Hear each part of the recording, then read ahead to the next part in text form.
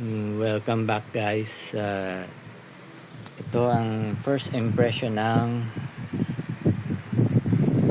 361 black and gold black, gold and green colorway. Yan. So sa na kung makikita nyo guys,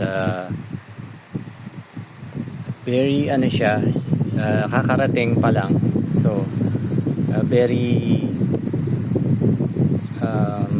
madulas, hindi ko ma-grip, pero dahil ang kung makita nyo yan, yung skin nya is TPU, so thermoplastic urethane ang sabi. Kailangan ng breaking in, so at least yun yung sabi nung seller na gawin, kasi mag-iiba pa to ng grip, pero medyo unti-unti ng kahit pa paano. Kaso pag hindi hinawakan yung panels, talagang madulas siya sa ngayon. So sana guys, maganda talaga yung yung so far,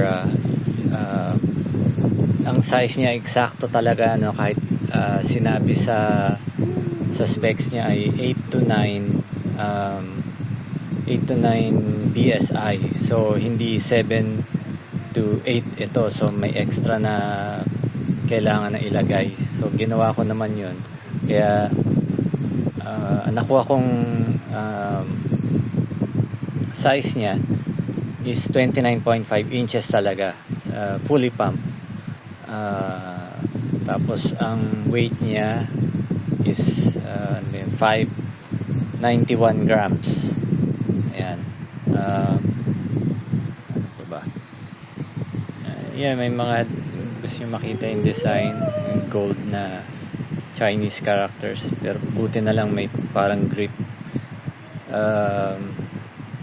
in siya, texture.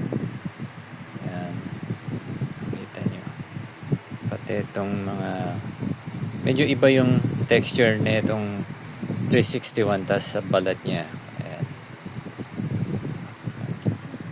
Tas, hindi siya, wala siyang kasamang pump or kaya medyo may nagkaroon ng konting mga parang abrasions or parang natupi, ganun. Pero okay lang, hindi naman ganun kalala. Ayan, makikita nyo guys, parang meron siya pag walang di sa camera pero yan. Size 7 nga pala. Yan, indoor outdoor siya. Hopefully talagang tapos yun sa seams or seams niya, ayan, talaga guys, malalim, kaya masarap to pagka sakaling ma-break in na. Saka hindi madulas, talagang may friction kahit smooth yung sa seams. Yan.